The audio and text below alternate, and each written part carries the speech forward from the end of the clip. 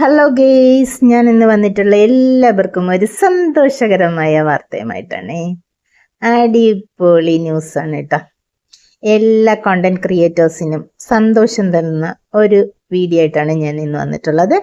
ഈ വീഡിയോ കണ്ട് നിങ്ങൾക്ക് ഇഷ്ടപ്പെടുകയാണെങ്കിൽ വീഡിയോ ഒന്ന് ലൈക്ക് ചെയ്യുക, കമൻറ്റ് ചെയ്യുക, വീഡിയോ ഒന്ന് ഹൈപ്പ് ചെയ്യുക, ചാനലൊന്ന് സബ് ചെയ്ത് സപ്പോർട്ട് ചെയ്യുക.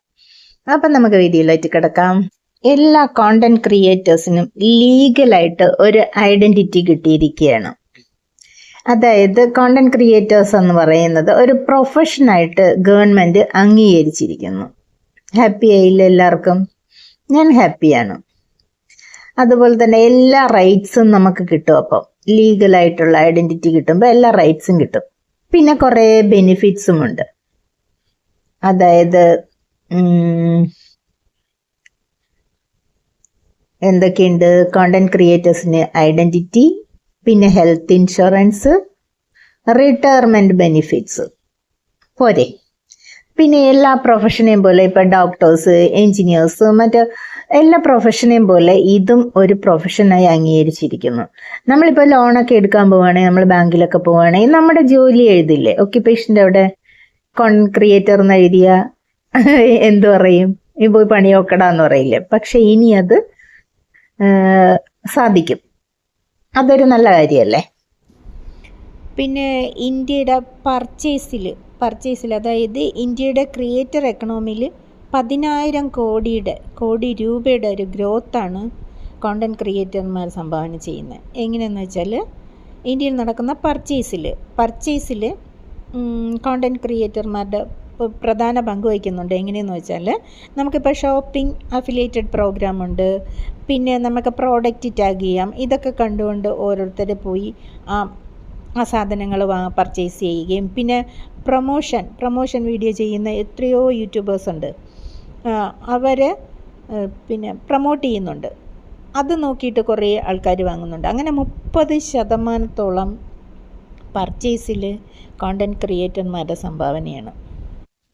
പിന്നെ ഈ പ്രൊമോഷൻ വീഡിയോ ഒക്കെ ചെയ്യുന്നവർക്ക് ചിലർ കാശ് കൊടുക്കാന്ന് പറഞ്ഞിട്ട് ചിലപ്പോൾ കൊടുക്കത്തില്ലല്ലോ. അങ്ങനെയൊക്കെയുള്ളവർക്ക് ധൈര്യമായിട്ട് ഇനി ലീഗലി മുന്നോട്ട് പോവാം. അതിന് ഗവൺമെന്റ് സപ്പോർട്ടുണ്ട്. അങ്ങനെ ഒരു ഇത് വന്നിട്ടുണ്ട്. പിന്നെ ഹെൽത്ത് ഇൻഷുറൻസ്, റിട്ടയർമെന്റ്,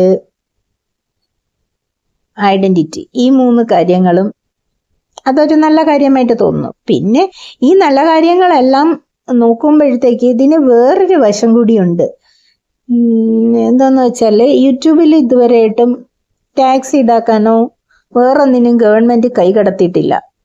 അപ്പൊ ഇനി അത് ടാക്സിന്റെ ഒരു ബെനിഫിറ്റ് നോക്കിയിട്ടാണോ എന്നറിയില്ല. ഗവൺമെന്റ് ഇതിൽ ഇടപെടുന്നതെന്ന് അറിയത്തില്ല. എന്തോ വരും കാലങ്ങളിൽ ഇതറിയാം. ഇനിയിപ്പോൾ നടപ്പായി എന്താണെന്ന് നോക്കാം. എന്തായാലും ഐഡന്റിറ്റി, ഒരു പ്രൊഫഷനായിട്ട് അംഗീകരിച്ച ഒരു ഐഡന്റിറ്റി കിട്ടുന്നത് വളരെ നല്ല കാര്യമാണ്. ആ കാര്യത്തിൽ ഞാൻ ഭയങ്കര ഹാപ്പിയാണ്. എന്തായാലും നമ്മൾ മെനക്കെട്ട് ഇറങ്ങി അതിനെന്തെങ്കിലും ഒരു ബെനിഫിറ്റ് കിട്ടുന്നത് നല്ലതല്ലേ.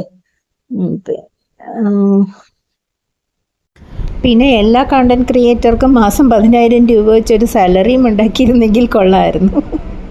എങ്കിൽ ഞാൻ കുറച്ചും കൂടെ ഹാപ്പി ആയിരുന്നു. ഞാൻ മാത്രമല്ല, എല്ലാവരും യൂട്യൂബിലുള്ള എല്ലാവരും ഭയങ്കര ഹാപ്പി ആവും. കാരണം നമുക്കിപ്പോൾ മോണിയായെന്ന് പറഞ്ഞിട്ട് നമുക്ക് കാശൊന്നും കിട്ടത്തില്ലല്ലോ.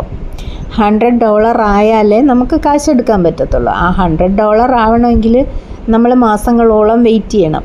എല്ലാവരുടെ വിചാരം എന്തെന്ന് വെച്ചാൽ മോണി ആയി കഴിഞ്ഞാൽ ഡോളർ ഇങ്ങ് വന്ന് മറിയുന്നു. എന്നോട് തന്നെ എത്ര പേര് വന്ന് ചോദിക്കുന്നതെന്ന്, എത്ര ഡോളർ കിട്ടി, ആ പേയ്മെൻ്റ് ഒക്കെ എടുത്താ, എത്ര കിട്ടി എന്നാണ്. എല്ലാവരുടെ വിചാരം മോണി ആയി കഴിഞ്ഞാൽ ഇങ്ങ് ക്യാഷ് വന്ന് മറിയും എന്നാണ്.